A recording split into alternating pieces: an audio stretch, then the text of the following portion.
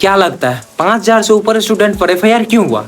क्योंकि वो अपने हक की लड़ाई लड़ रहे थे। वो लाखों स्टूडेंट जो एक सपना लेके सालों साल से एग्जाम की तैयारी कर रहे हैं। और एक इत्तेफाक की बात है कि जिस दिन बिहार में न्यू एजुकेशन मिनिस्टर बने, शिक्षा मंत्री बने, उसी दिन स्टूडेंट लोग प्रोटेस्ट किए हैं। और सबसे बड़ी इत्तेफाक की बात यह है कि उसी सेम डे स्टूडेंट सबको मारा गया, पीटा गया, यहाँ तक कि दौड़ाया गया। और दौड़ाया तो छोड़ो, जेल भी भेजा गया बहुत सारे स्टूडेंट को। लेकिन सबसे बड़ा सवाल ये है कि ऐसा क्यों हुआ, किस लिए हुआ और किस मोटिव से हुआ। और सबसे बड़ी प्रॉब्लम ये है कि ये जो बीपीएससी का न्यू रूल्स आया है उससे ये प्रोटेस्ट का क्या लिंक है। मतलब एक गरीब परिवार का लड़का जो अपने माँ बाप के भरोसे पटना में रूम लेकर पढ़ता है और अपने परिवार और अपने माँ बाप को ये उम्मीद दिलाता है कि वो एक दिन टीचर बनेगा और अपने माँ बापों के सपना को पूरा करेगा। लेकिन सबसे बड़ी बात है कि उन स्टूडेंट का मुकाबला सिर्फ एग्जाम से नहीं है, उनको पूरे सिस्टम से है। उनको पूरे सिस्टम से लड़ना है, सिर्फ एग्जाम से काम नहीं चलेगा। आज यही 2-3 टॉपिक पर बात करते हैं कि ये जो इतना गंदा सिस्टम है बिहार का, इसका असल कारण क्या है। ये जो बीपीएससी के एग्जाम के लिए प्रोटेस्ट हुआ है उसमें काफी सारे ऐसे लोग हैं, ऐसे स्टूडेंट हैं, वो लाइफ में काफी परेशान है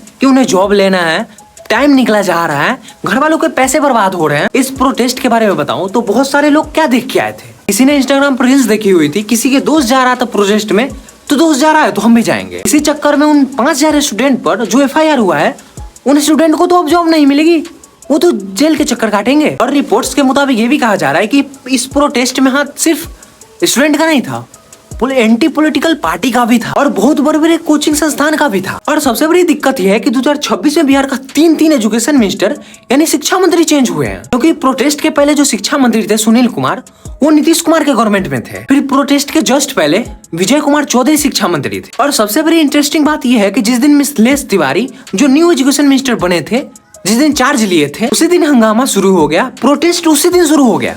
ये इत्तेफाक कैसे हो सकता है? मतलब 15 अप्रैल 2026 से पहले सुनील कुमार, 7 मई 2026 से पहले विजय कुमार चौधरी और 7 मई 2026 के बाद मिथिलेश तिवारी। उन स्टूडेंट के बारे में सोच के देखो जो पटना जैसे शहर में रहते हैं, जहाँ महंगाई आसमान छू रही है, जहाँ हर दूसरे कमरे में गवर्नमेंट एग्जाम की तैयारी करने वाले स्टूडेंट है। और स्टूडेंट की सबसे बड़ी दिक्कत यह है कि सोच के देखो, एग्जाम का डेट निकला हुआ है, फिर अचानक ये पता चलता है कि एग्जाम नहीं होगा, एग्जाम के रूल्स चेंज होंगे, एग्जाम का वैकेंसी जो 80,000 थे फिर 40,000 हुए थे, वो 20,000 होंगे। पढ़ाई करने वाला गरीब बच्चा है, मिडिल क्लास का बच्चा है, वो क्या करे? वो अपना हक भी नहीं मांग सकते हैं, सरकार से सवाल भी नहीं उठा सकते हैं। मतलब अगर आप अपने हक के लिए लड़ाई लड़ोगे तो आपको पीटा जाएगा, मारा जाएगा, यहाँ तक कि आपको जेल भी भेज दिया जाए। और जब बिहार के लोग बाहर के राज्यों में काम करने जाते हैं, उनको मारा जाता है, गाली दिया जाता है, यही लोग कहते हैं कि बिहार में रह के काम करो। ये सब कौन है? ये सब बिहार के युवा ही तो है, स्टूडेंट ही तो है, जो पढ़ते पढ़ते हार मान के बाहर के राज्यों में काम करना पड़ता है, मजबूरी हो जाता है उन सब का। अब इस प्रोटेस्ट के पीछे का असली सच्चाई सुनो। ये सब जो ड्रामा है ना, ये सरकार खुद करवाता है, क्योंकि टीचर्स के लिए इतना सीट ही नहीं है,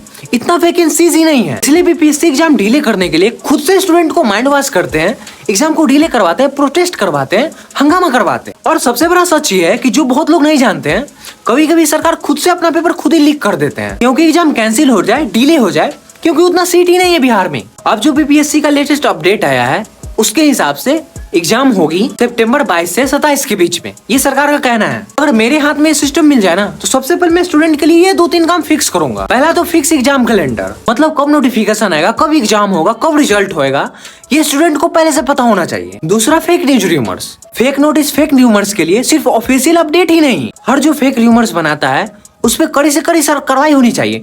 क्योंकि जो बच्चा पढ़ते रहता है उसको दिमाग में टेंशन रहता है कि एग्जाम होगा, डिले होगा, कब होगा, कैसे होगा, एग्जाम फॉर्म कम पढ़ाएगा, तो बच्चा पढ़ेगा क्या? तो अब आप कमेंट में बताओ कि आपके हाथ में अगर सिस्टम मिल जाए तो आप क्या चेंजेस करोगे।